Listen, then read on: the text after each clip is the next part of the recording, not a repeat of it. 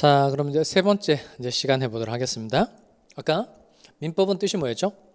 개인 간의 법률 관계를 규율하는 법, 그리고 법률 관계가 만들어지는 순서 있다 그랬죠. 법률 사실, 법률 요건, 법률 효과. 이때 법률 요건을 두 가지로 나누면 무와 뭐로 나눌 수 있다 그랬죠. 법률 행위와 법률 규정. 이 두 가지는 의사표시가 있고 없고의 차이라 그랬어요. 그러면 그 법률 요건에 두 가지가 있는데 우리 실제 생활의 대부분을 차지하고 있는 건 법률 행위일까요? 법률 규정일까요? 법률 요건에 두 가지가 있는데 실제 생활의 대부분을 차지하고 있는 건 법률 행위이다, 법률 규정이다. 법률 행위, 법률 행위가 압도적으로 많아요.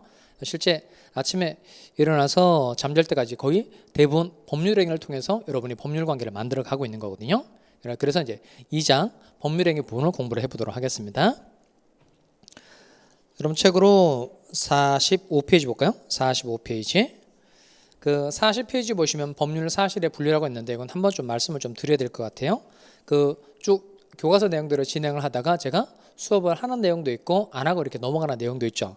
40페이지와 같이 법률 사실의 분류는 안 하고 넘어가고 있어요. 그러면 제가 수업을 하지 않으면 여러분도 같이 안 하면 되는 거예요. 집에 가서 책이라도 읽어는 봐야 되는 거예요. 같이 안 하면 된다. 책이라도 읽어는 봐야 된다. 같이 안 하시면 돼요.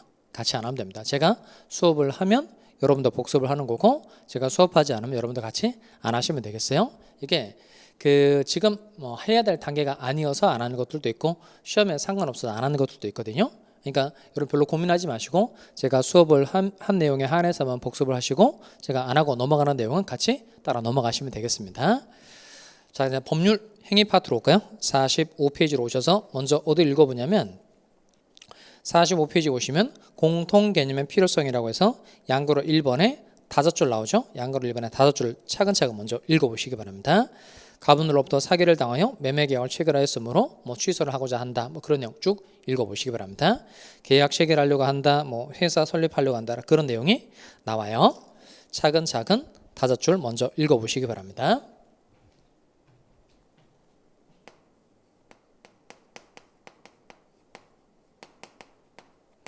자, 거기 해당되는 답도 쓸 수 있겠네요. 맨 끝에 가면 맨 끝에 위의 세 가지의 공통적으로 존재하는 요소는 무엇인가? 그다 써봐요. 뭘 쓰면 되죠? 뇌자.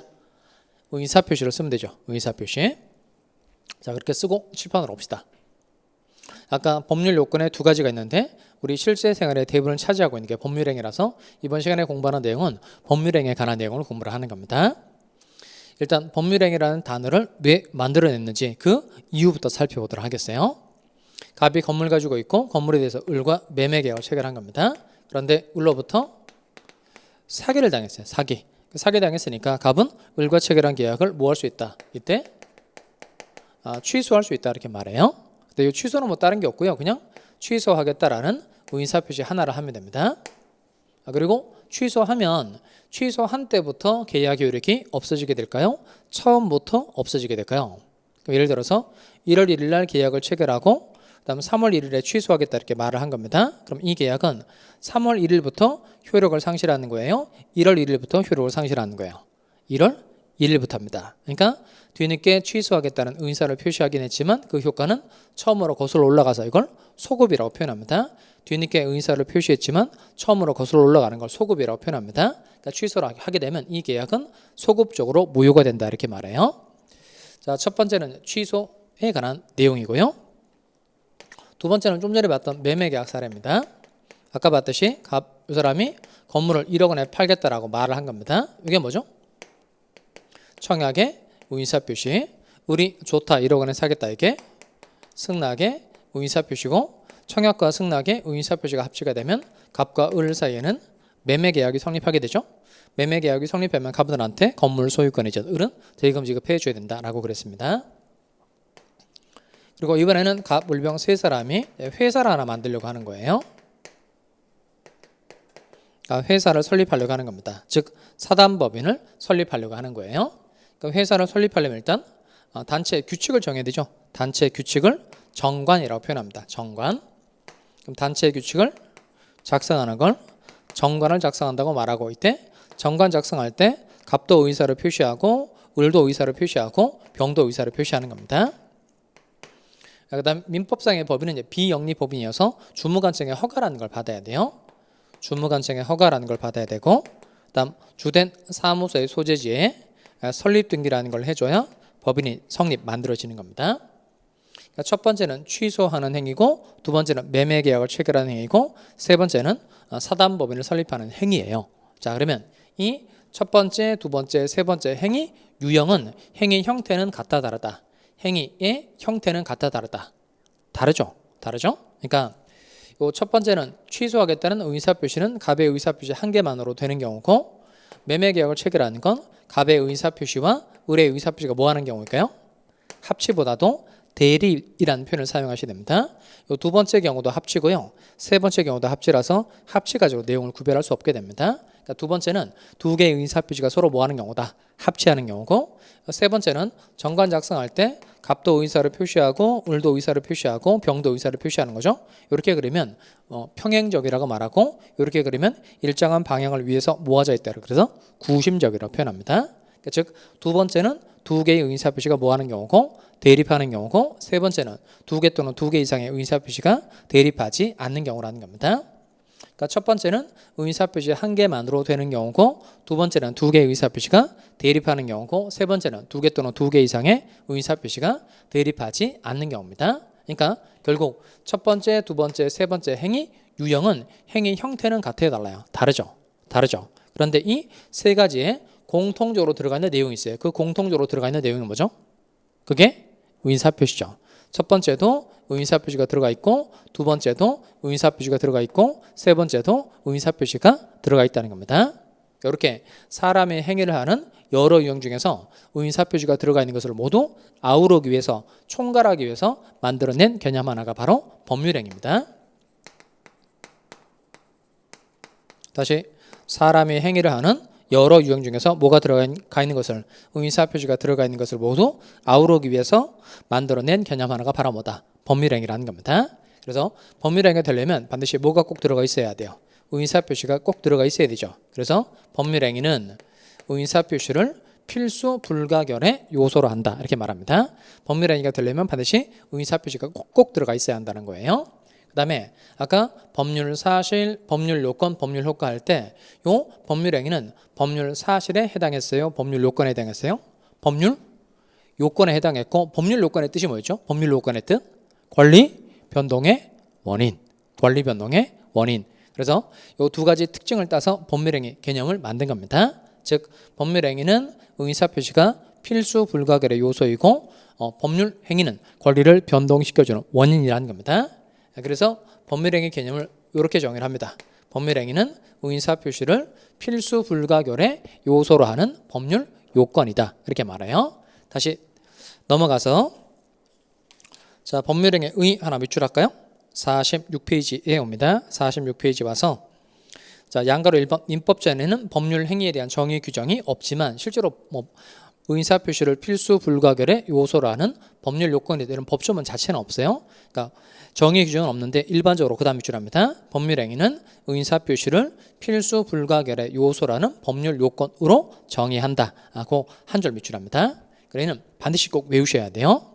왜냐하면 앞으로 우리가 배울 내용이 다 법률행위에 관한 내용을 공부를 하는 겁니다. 그럼 이쪽에 다시 봅시다. 법률행위는 뜻이 읽어볼까요? 의사표시를 필수 불가결의 요소로 하는 법률 요건이다. 다시 법률행위는 의사표시를 필수 불가결의 요소로 하는 법률 요건이다 라는 겁니다. 일단 세 가지 질문을 드려보겠어요. 다시 사람이 행위를 하는 여러 유형 중에서 뭐가 들어가 있는 것을, 의사표시가 들어가 있는 것을 아우르기 위해서, 총괄하기 위해서 만들어낸 단어 하나가 바로 법률행위인 겁니다. 자, 그럼 첫 번째 질문, 의사표시 없는 법률행위란 있을 수 없다. OX. 에듀윌 유료 회원만의 명품 교수 서비스.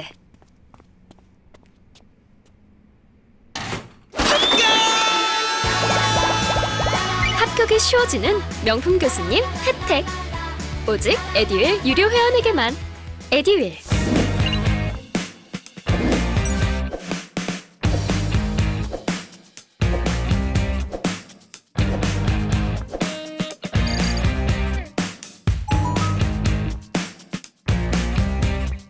다시 의사표시 없는 법률행위란 있을 수 없다. OX 5죠. 5. 왜냐면 법률행위가 되려면 반드시 뭐가 꼭 들어가 있어야 돼요?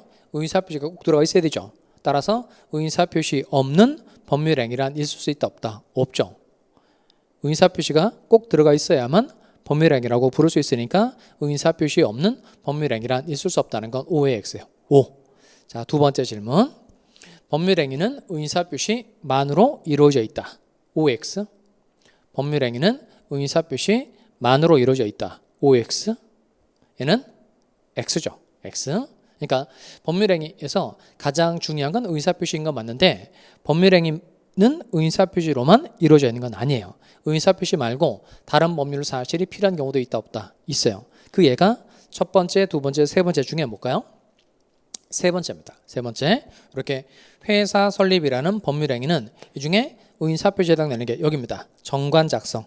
정관 작성하는 게 의사표시인데 요거만으로 이루어져 있는 건 아니죠. 주무관청의 허가도 받아야 되고 설립 등기도 받아야 되니까 다른 법률 사실이 필요한 경우도 있단 말이에요. 그래서 두 번째 질문 다시 들어보세요.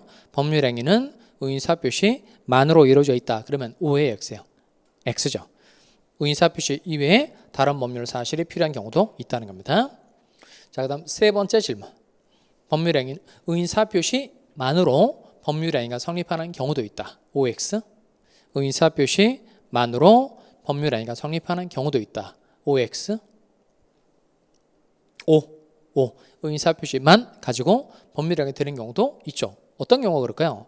첫 번째, 두 번째, 세 번째 중에 뭐죠? 첫 번째와 두 번째입니다. 취소라는 법률행위는 그냥 취소하겠다는 뭐만 있으면 돼요? 의사표시만 있으면 되죠. 이렇게 의사표시만 가지고 법률행위 되는 경우 있다 없다? 있다는 겁니다. 다음 요 매매계약이라는 법률행위도 청약의 의사표시와 승낙의 의사표시로만 이루어져 있어요. 그러니까 두 가지가 합치면 되면 되니까 의사표시로만 이루어져 있는 경우가 있다는 겁니다. 세 번째 질문. 의사표시만으로 법률행위가 성립하는 경우도 있다. OX. 5. 그럼 정리를 하면 이렇게 법률행위하고 의사표시가 같은 건 아니에요. 그러니까 법률행위가 되려면 일단 뭐가 꼭 있어야 돼요? 의사표시가 반드시 있어야 되는데 의사표시만 가지고 법률행위가 되는 경우도 있고 의사표시 이외에 다른 법률 사실이 필요한 경우도 있다는 겁니다. 자, 반드시 외웁니다. 법률행위는 뜻이 뭐라고요? 의사표시를 필수 불가결의 요소로 하는 법률 요건이다. 다시 법률행위는 뜻이 뭐라고요? 의사표시를 필수 불가결의 요소로 하는 법률 요건이라는 겁니다. 그리고 중요한 특징이 아까 법률행위는 당사자가 뭐한 대로 의혹한 대로 법률 효과가 발생하는 특징이 있다는 겁니다. 다시 법률행위는 당사자가 뭐한 대로 의혹한 대로 법률 효과가 발생하는 특징이 있다는 겁니다.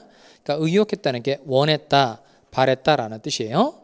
그러면 이때 법률행위는 당사자가 의혹한 대로 법률 효과가 생기는데 그러려면 이 법률행위가 다시 또 요건을 갖춰줘야 됩니다. 여러분 책으로 53페이지 볼까요? 53페이지. 자, 먼저 살펴볼 내용이 위에 서설 양가로 1번인데요. 읽어보실까요? 법률행위가 완전한 효력을 발생하기 위해서는 논리적으로 먼저 성립 요건을 갖추고 나서 효력 요건을 갖춰야 한다. 그 내용 차근차근 읽어봅니다. 여기도 전체 구조에 해당되는 내용이라서 반드시 꼭 알고 넘어가셔야 됩니다. 일단 체계를 잡을 수 있어야 한다는 거예요. 즉 무슨 요건과 무슨 요건을 갖춰야 한다는 거예요? 성립 요건과 효력 요건을 갖춰야 한다는 겁니다. 자, 그럼 짚어놔서 법률행위는 의사표시를 필수 불가결의 요소로 하는 법률 요건이고 당사자가 뭐한 대로 의혹한 대로 법률 효과가 생긴다. 그러려면 무슨 요건과 무슨 요건을 갖춰야 돼요? 성립 요건과 효력 요건을 갖춰야 한다는 겁니다. 먼저 무슨 요건을 먼저 갖춰야 되죠? 성립 요건을 먼저 갖춰야 되고 성립 요건을 갖춘 경우라야만 효력 요건을 검토를 하는 겁니다. 성립 요건은 말 그대로요. 성립하기 위해서 필요한 요건을 말하는 거고 효력 요건은 성립하고 난 다음에 효력을 발생하기 위해서 즉 유효가 되기 위해서 필요한 요건이 효력 요건이 되는 겁니다. 먼저 밑에 가서 법률 행위의 요건이라고 되어 있는 거 찾으셨어요? 그 별표 법률 행위의 요건 별표. 그러니까 기본 과정에서는 일반적 성립 요건하고 일반적 효력 요건만 정리를 하도록 하겠습니다. 자, 먼저 모든 법률행위에 공통적으로 다 필요한 성립 요건이 일반적 성립 요건이고 그 법률행위에만 특별히 요구되는 성립 요건이 특별 성립 요건인데 일반적 성립 요건만 먼저 잘 확정을 해두시면 되겠습니다. 그 특별 성립 요건에 해당되는 거 아직 배우지 않은 내용들이 많아요. 그래서 이건 심야 과정 가서 정리를 하도록 하고, 요 성립 요건 파트에서는 일반적 성립 요건하고 일반적 효력 요건을 정리를 하도록 하겠습니다. 먼저 일반적 성립 요건에 해당되는 세 가지가 뭐죠? 당사자, 목적, 의사표시. 목적 이렇게 외우시면 되겠어요. 법률행위의 목적, 법률행위 내용 같은 말인데 그냥 목적 이렇게 하시면 되겠네요. 그러면 당사자, 목적, 의사표시 세 가지가 다 갖춰진 겁니다. 그럼 이 법률행위는 유효하다라고 그래야 돼요? 무효라고 그래야 돼요? 성립. 왜냐하면 이 세 가지가 무슨 요건이죠? 성립 요건이니까 세 가지를 다 갖추었다. 그럼 이 법률행위는 그냥 뭐했다? 성립했다 이렇게 말합니다. 유효하다 이렇게 말하시면 안 되고요. 그냥 성립 요건이니까 성립했다 이렇게 표현합니다. 세 가지 중 어느 하나라도 갖추지 못했다 그러면 유효하다라고 그래야 돼요? 무효이다라고 그래야 돼요? 불성립. 그러니까 성립 요건을 못 갖춘 경우에는 그냥 성립조차 하지 않았으니까 불성립이다 이렇게 표현해야 됩니다. 자, 그러면 불성립의 경우에는 성립조차 하지 않은 거니까 효력 요건을 검토할 필요가 있어요, 없어요? 없죠. 반드시 무슨 요건을 갖춘 경우라야만, 성립 요건을 갖춘 경우라야만 효력 요건을 검토하는 거니까 불성립의 경우에는 효력 요건을 검토할 필요가 있다, 없다? 없다는 겁니다. 그다음에 요 성립 요건에 해당되는 내용을 다 갖춘 겁니다. 그러면 효력 요건도 검토를 해야 되는데 효력 요건도 첫 번째 당사자에 대응하는 것, 목적에 대응하는 것, 의사표시에 대응하는 것 이렇게 돼 있어요. 자, 먼저 첫 번째는 당사자가 능력을 갖춰야 됩니다. 당사자가 능력 가져야 됩니다. 그 능력에 해당되는 내용이 세 가지예요. 권리 능력, 행위 능력, 의사 능력을 가져야 됩니다. 그리고 법률행위의 목적은 네 가지인데요. 이건 확가적사 순서 까먹으면 안 됩니다. 확정성, 가능성, 적법성, 사회적 타당성 요 네 가지를 갖춰야 되고, 세 번째 의인사법 표시가 일치하고 의인사결정 과정에 하자가 없어야 돼요. 다시 일반적 효력 요건 첫 번째가 당사자가 능력을 가져야 되는데 능력 세 가지가 뭐라고요? 권리 능력, 행위 능력, 의인사 능력 가져야 되고, 두 번째 법률행위의 목적은 네 가지입니다. 확가적사, 확정성, 가능성, 적법성, 사회적 타당성 갖춰야 되고, 세 번째 의인사법 표시가 뭐하고 일치하고 하자가 없어야 한다는 겁니다. 이렇게 요 효력 요건까지 다 갖추었다면 이 법률행위는 이제 유효하다 이렇게 말해요. 그다음 성립 요건을 갖췄는데 효력 요건을 못 갖춘 겁니다. 그럼 이 법률행위는 무효이다 이렇게 말합니다.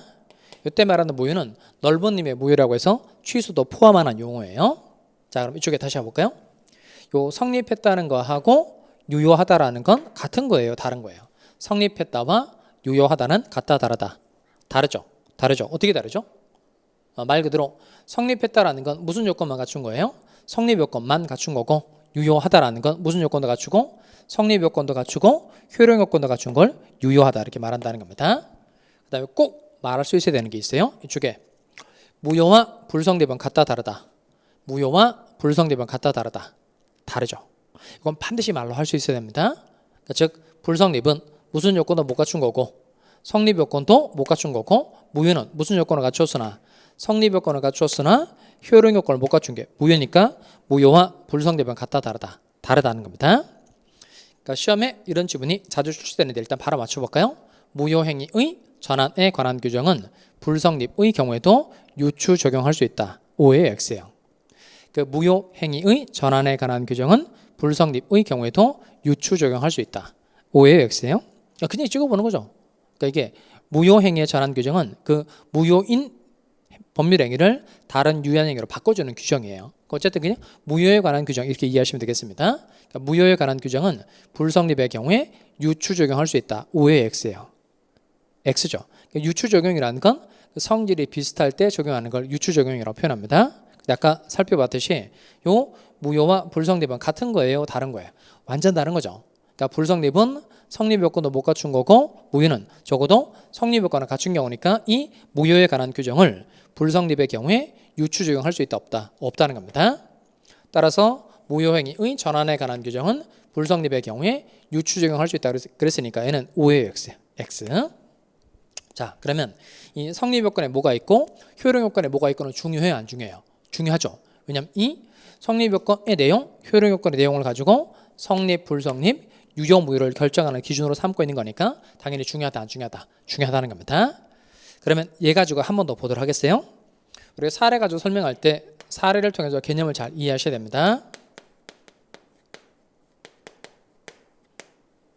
자, 건물 매매 계약 가지고 해봅시다.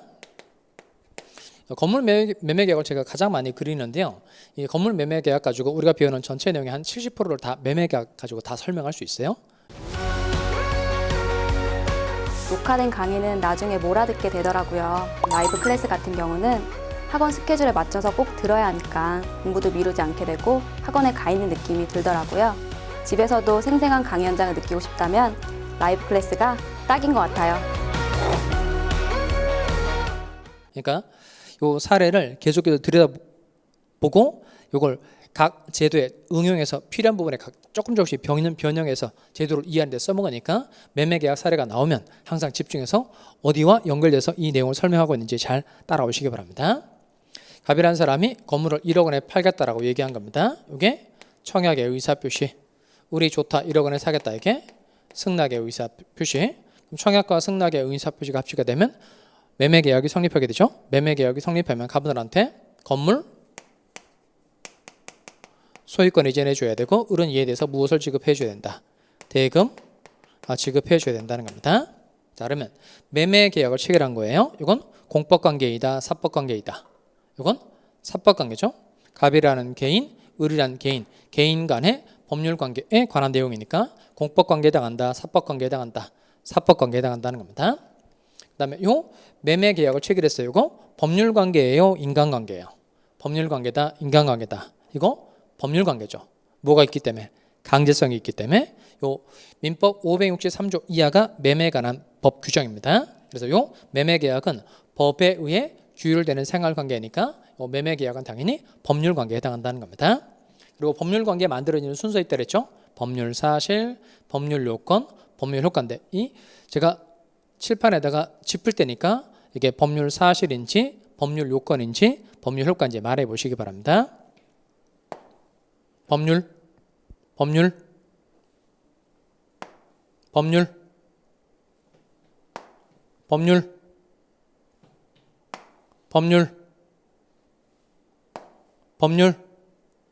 이게 다 법률하고 끝나잖아요. 그러니까 제가 아까 말씀드린 내용 중에 이게 듣고 이해하는 정도만 가지고는 문제를 풀 수 없다 그랬죠. 반드시 외워야 돼요. 자, 그럼 다시 한번 해봅시다. 얘는 뭐죠? 법률 효과. 요건 법률 사실. 요건 법률 요건. 요건 법률 효과. 요건 법률 사실. 그럼 법률 사실 때 뭐 있었죠? 청약의 의사표시와 승낙의 의사표시가 있었죠. 청약과 승낙의 의사표시는 매매 계약을 구성하는 계계 사실이니까 얘는 법률 사실.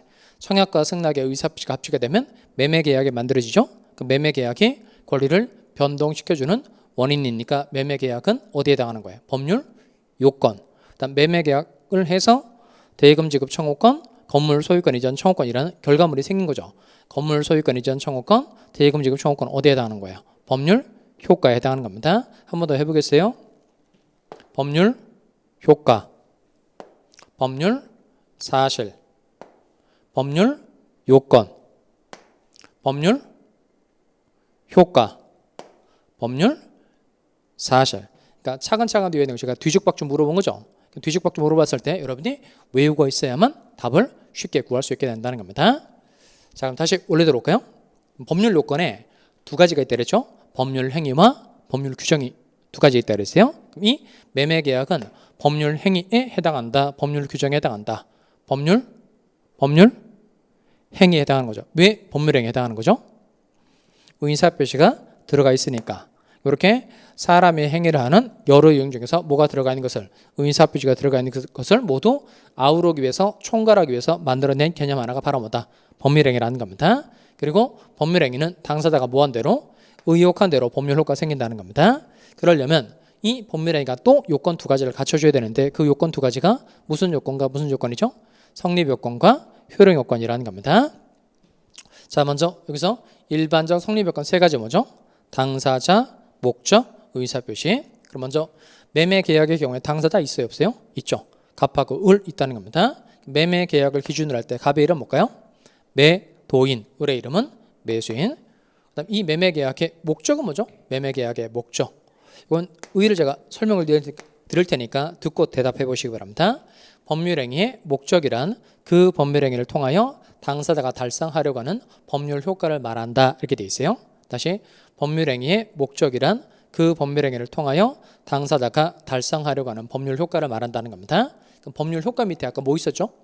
요거 있었죠. 건물 소유권 이전하고 대금 지급이 있었죠. 그러니까 이 건물 매매 계약의 목적은 건물 소유권 이전하는 것, 대금 지급하는 것. 이게 이 매매 계약의 목적이 되는 겁니다. 세 번째가 의사표시인데 갑의 청약의 의사표시가 있고 을의 승낙의 의사표시가 있고 이거 합치게 됐으니까 매매 계약이 뭐 하는 거죠?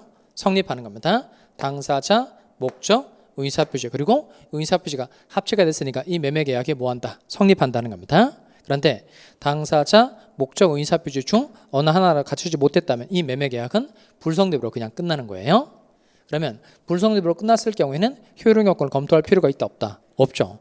반드시 무슨 요건을 갖춘 경우라야만 성립 요건을 갖춘 경우라야만 효력 요건을 검토를 하게 된다는 겁니다. 자, 그다음에 효력 요건 첫 번째가 당사자가 뭘 갖춰야 돼요? 능력을 갖춰야 되죠. 능력 세 가지가 권리 능력, 행위 능력, 의사 능력입니다. 54페이지 중간에 보시면 당사자의 능력을 제가 정리를 해놨어요.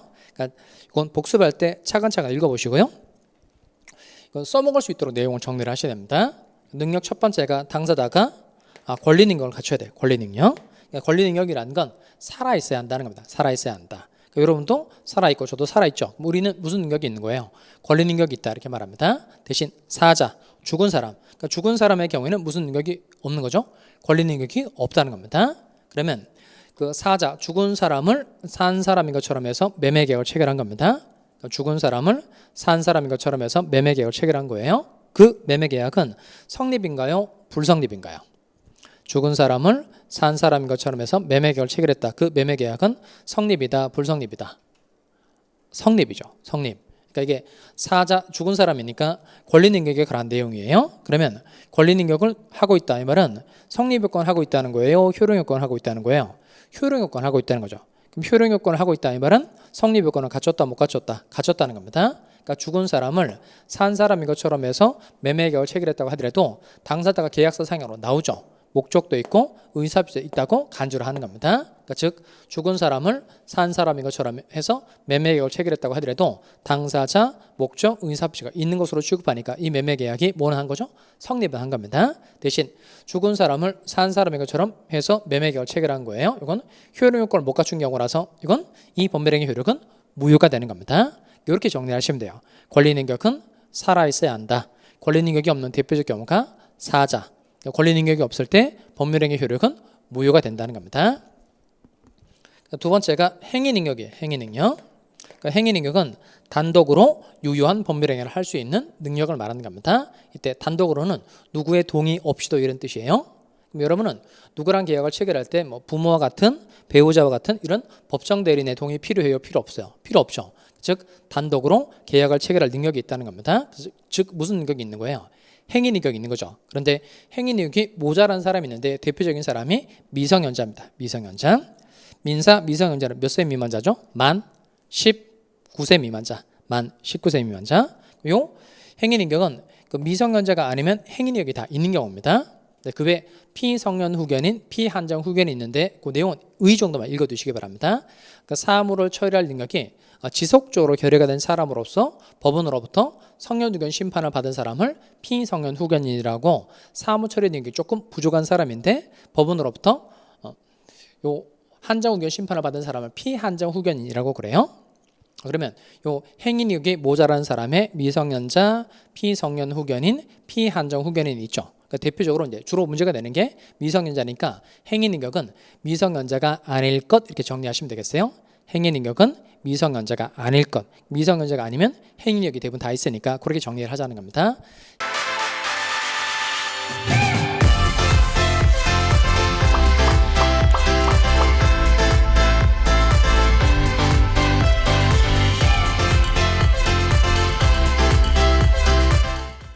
행위 능력은 미성년자가 아닐 것.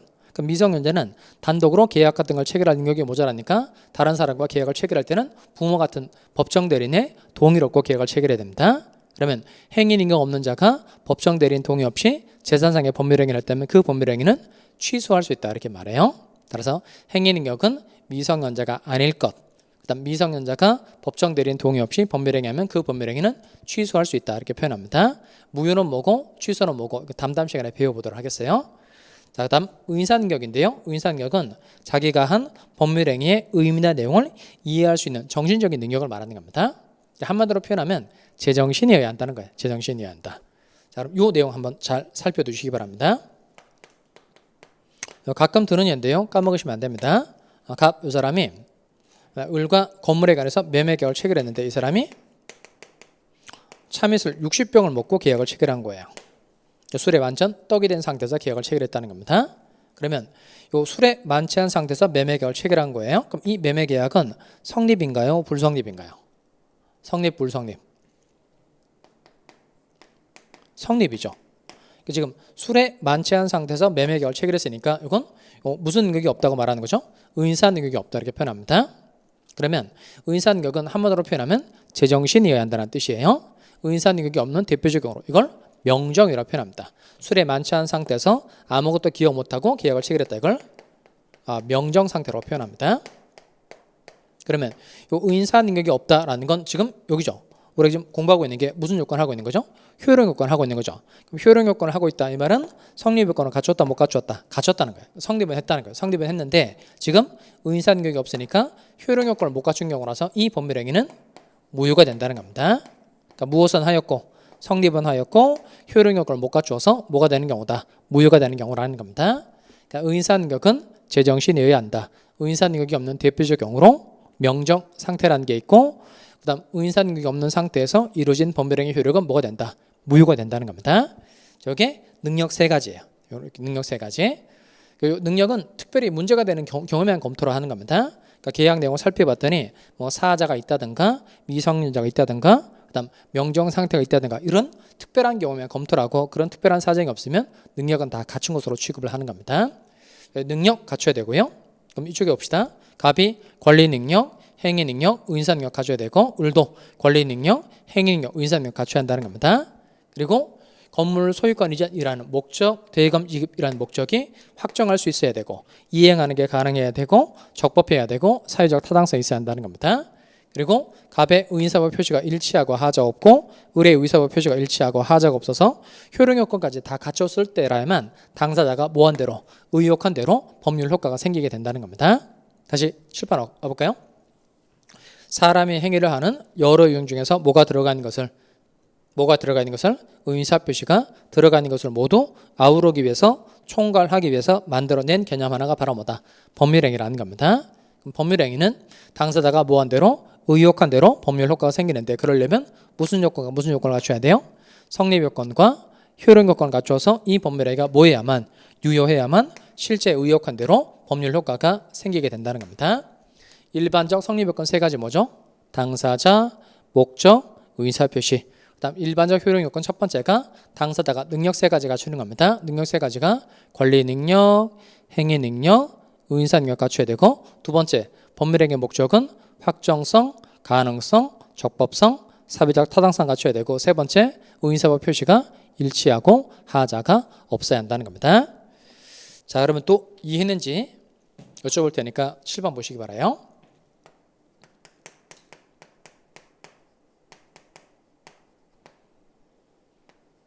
자, 그럼 갑 이 사람은 을과 건물에 관해서 매매 계약을 체결한 겁니다. 그런데 이 갑에 건물이 이제 두 개 있어요. A라는 건물도 있고